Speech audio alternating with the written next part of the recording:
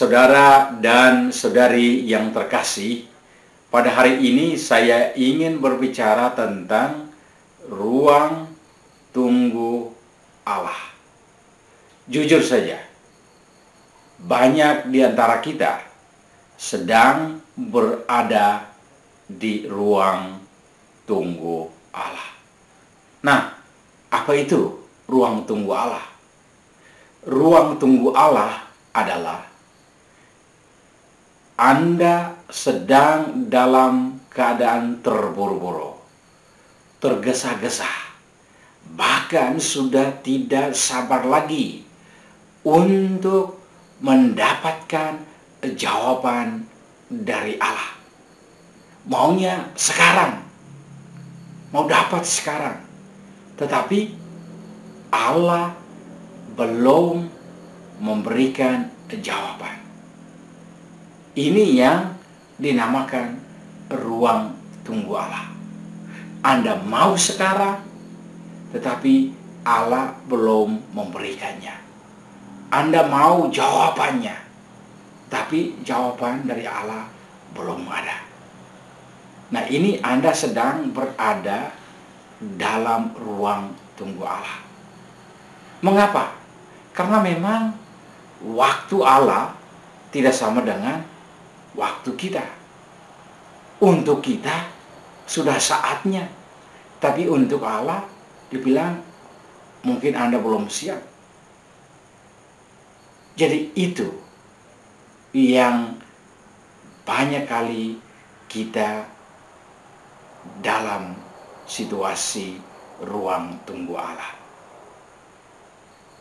Jadi ada banyak hal. Ada yang terburu-buru untuk mau wisuda, maunya wisuda sekarang. Atau ada yang terburu-buru mau dapat pekerjaan, maunya dapat kerja sekarang supaya bisa dapat uang, supaya bisa hidup lebih baik. Ada yang terburu-buru mau dapat pasangan, maunya dapat pasangan supaya membentuk satu keluarga. Ada yang terburu-buru mau bantu keluarga. Kemudian sesudah itu ada yang terburu-buru, sudah tidak sabar lagi mau dapat anak, memperoleh anak. Nah, ada yang sudah terburu-buru mau dapat anak perempuan atau mau dapat anak laki-laki. Namun Allah belum merestui. Ya, ingat, kita manusia hanya bisa merencanakan dalam hidup kita. Namun Allah lah yang menentukannya. Untuk memperjelas, saya memberikan satu contoh. Ada satu keluarga muda, waktu saya bertugas di Proki, mereka barusan nikah. Sesudah nikah, mereka langsung meminta doa untuk doakan supaya mereka dapat anak laki-laki. Itulah harapan dari Bapak dan juga istrinya. Bilang kami mau dapat anak.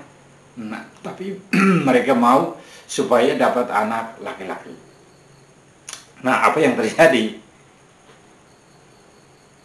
Mereka dapat anak. Tetapi Bapak, anak pertama telah datang perempuan.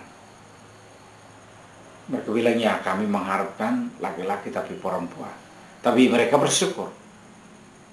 Terus mereka terus berdoa. Kemudian mereka berdoa, anak kedua lahir, ternyata masih perempuan. Mereka bilang, bagaimana doa belum terkabulkan? Dalam situasi seperti ini, mereka sedang dalam ruang tunggu Allah. Mereka terus berdoa. Anak ketiga lahir, masih perempuan. Kemudian anak keempat lahir perempuan. Mereka sudah hidup dalam ketidaksabaran. Apakah Tuhan tidak mendengarkan doa-doa kami? Mereka sudah mulai terburu-buru, tergesa-gesa, tidak sabar. Tapi mereka terus berdoa. Akhirnya apa? Waktu lahir anak kelima, mereka mendapatkan anak laki-laki.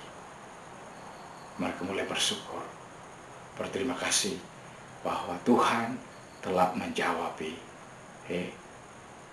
permintaan mereka. Nah, mereka menunggu cukup lama. Itulah yang dikatakan menunggu di dalam ruang tunggu Allah. Nah, saudara dan saudariku yang terkasih, saya mau katakan bahwa menunggu di ruang tunggu Allah itu tidak gampang. Kenapa? Iman diuji, kesabaran diuji. Orang mulai hidup dalam kecemasan, mulai cemas, mulai hidup dalam keraguan. Apakah Allah betul mendengarkan doa-doa saya?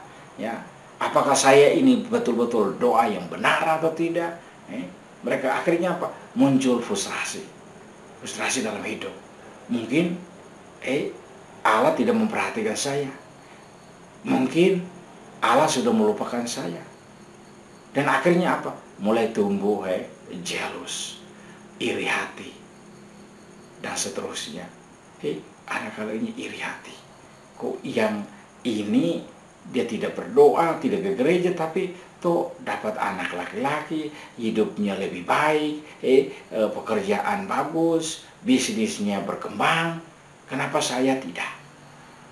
Nah, saudara dan saudariku yang terkasih, saya mau katakan bahwa Allah membiarkan kita atau memberikan kita untuk tunggu di ruang Allah. Itu bukan tidak ada tujuan. Tujuannya adalah mau membantu, membangun, dan membentuk karakter kita. Sudah itu apa?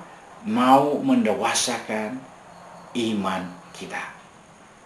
Inilah saudara dan saudariku yang terkasih. Dalam hidup, kita kadang hidup dalam ruang tunggu Allah. Nah, kalau kita mengalami seperti itu, jangan putus asa, jangan hilang harapan, tetapi terus percaya kepada Allah. Bertumbuhlah dalam iman yang dewasa, dan berkembanglah dalam karakter yang dewasa. Itu yang saya mau katakan, bahwa hidup dalam ruang tunggu Allah.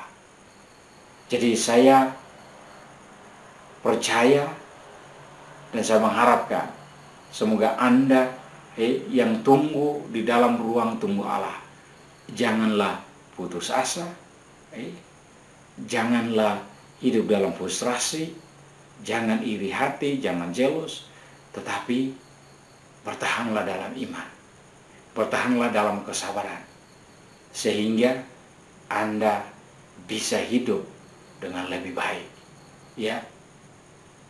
Jadi itulah 1-2 informasi tentang ruang tunggu Allah.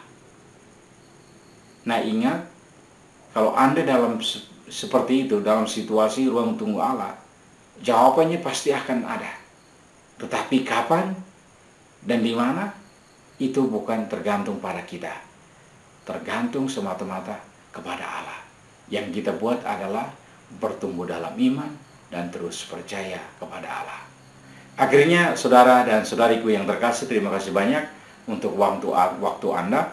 Semoga video ini membantu. Jika membantu, jangan lupa subscribe dan bagikan ke teman-temanmu yang lain, sehingga channel ini semakin berkembang dan mendapat banyak dukungan dari yang lain. Karena apa? Dengan itu orang lain bisa mendapat bantuan. Terima kasih dan Tuhan memberkati Anda.